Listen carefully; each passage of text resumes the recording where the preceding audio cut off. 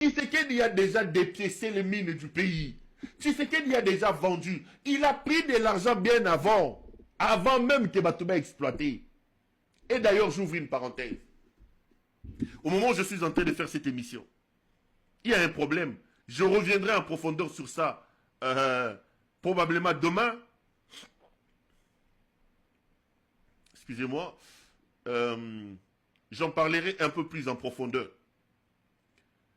Vous savez par exemple, j'ouvre juste une parenthèse.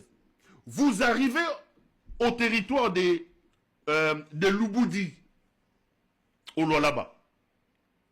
Vous avez deux sites miniers qui sont au territoire de Lualaba, qui sont au territoire de Lubudi. Les sites de Kabundi et le site de Kasompi.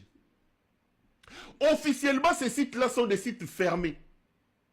Parce que le commissariat général de l'énergie atomique du Congo avait constaté qu'il y a le taux de radiation de ces sites-là est aujourd'hui à 14%. C'était un site fermé.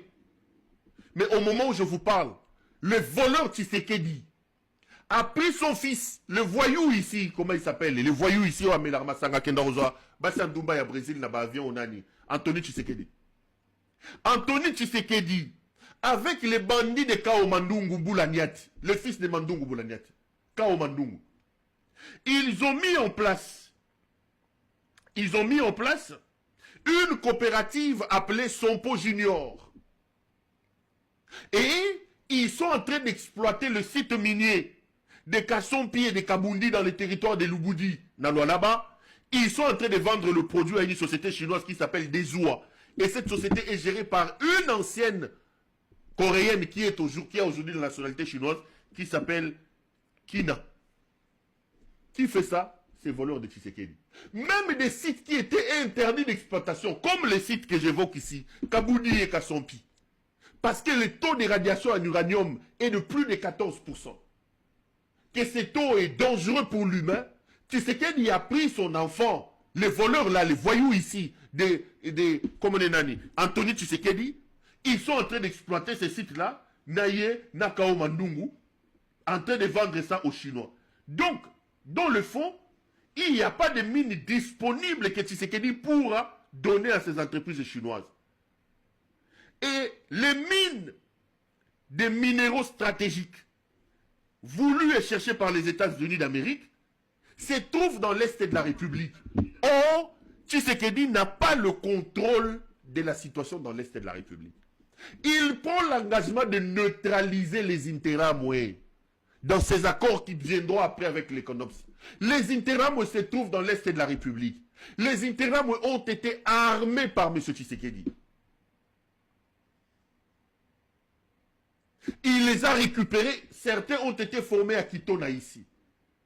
Avec quelle armée? L'armée en Lambo ici. Qui ne sait pas lui protéger. Lui-même est président de la République. Il est protégé aujourd'hui par les mercenaires. Mais il s'engage dans cette affaire-là de lutter contre les Interamwe qui sont par-dessus tous ses alliés et de les neutraliser. Il va neutraliser les Interamwe avec quelle force? D'abord, ils sont dans l'Est de la République, dans des territoires qui ne sont pas sous son contrôle. Et puis, c'est des gens surarmés que lui-même a armés. Les Interamwe sont des véritables guerriers qui, depuis plus de 30 ans, se trouvent en brousse. Mais par rapport à l'armée de ces Wewa ici, que lui, il a recruté avec le soutien d'Augustin Kabouya pour protéger son pouvoir. Des gens qui ne sont pas armés, au premier coup de feu, ils fuient. Donc, en réalité, il signe des accords qu'il ne saura pas respecter. Les minéraux stratégiques cherchés par les Américains se trouvent là où se trouve Nanga. Mais lui, il ne veut pas négocier avec Corneille Nanga. Il ne veut pas négocier avec Kabila. Il ne veut pas négocier avec ces gens. Mais il s'engage à donner ces minéraux-là, ces richesses-là aux Américains alors qu'ils ne sont pas sous son contrôle. Celles qui sont sous son contrôle ont déjà des propriétaires. Il ne viendra pas déposséder les Chinois, les Kazakhs, les Canadiens qui sont à Lubumbashi de leurs biens. L'Amérique est un pays des droits. Ces gens ont des titres d'exploitation. Ces gens ont fait des explorations et ils exploitent. Ils ont donné l'argent à Tshisekedi qu'il a détourné. Qu'est-ce qu'il fera? Donc, il va se retrouver encore, à cause de son inintelligence, à cause de sa folie. il va encore se retrouver engloué dans des accords qu'il ne saura pas respecter. Je vois les gens en train de pleurer. Je vois des gens en train de dire, Tshisekedi Yoyo, Bisoto Kanisaka Zokende, Bisoto Kanisaka Longwe, maintenant que les Américains interviennent, les amis, c'est un bandit, c'est un fou, ce n'est pas le premier accord qu'il signe. Croyez-moi, l'accord signé aujourd'hui ne va résoudre aucun problème sur terrain. Je vous regarde droit dans les yeux, on se retrouvera ici. L'accord qu'il signe avec le Rwanda est un accord essentiellement commercial qui n'aura aucun impact sur le terrain parce que ce n'est pas un accord de paix. Ce n'est pas un accord de paix. Les gens tablent sur le fait que, oh non, Balobi, Rwandais, les Américains vont faire le poids. Allons même dans l'hypothèse où les Américains, plutôt le Rwandais s'est retiré. Aujourd'hui, le M23 est une force. Le M23 est une force. Toutes les armes que Tshisekedi a abandonnées à Goma, n'oubliez pas que toute sa stratégie était basée à Goma. Toutes les armes qu'il a abandonnées à Goma, les militaires qui ont été capturés, ils sont aujourd'hui plus de 20 000 que les M23 recyclent à Rumangabo. Que les M23 recyclent à Rumangabo. Donc, d'une manière ou d'une autre, avec ou sans le Rwanda, les M23 partira. Le M23 avancera. Cet accord ne résout aucun problème. Parce que le problème du Congo est essentiellement lié à l'incompétence de Félix Tshisekedi. Le problème du Congo est essentiellement lié à la tyrannie et à la dictature de Tshisekedi.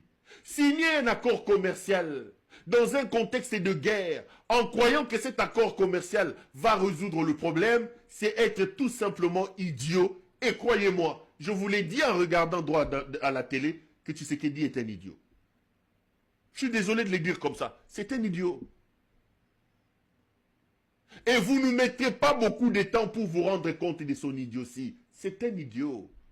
Il vient de se mettre encore des chaînes sur le cou. Il vient d'enlever l'argument. Aujourd'hui, le Rwanda va piller chez vous, mais de manière officielle. Le Rwanda va piller chez vous de manière officielle. Bolongo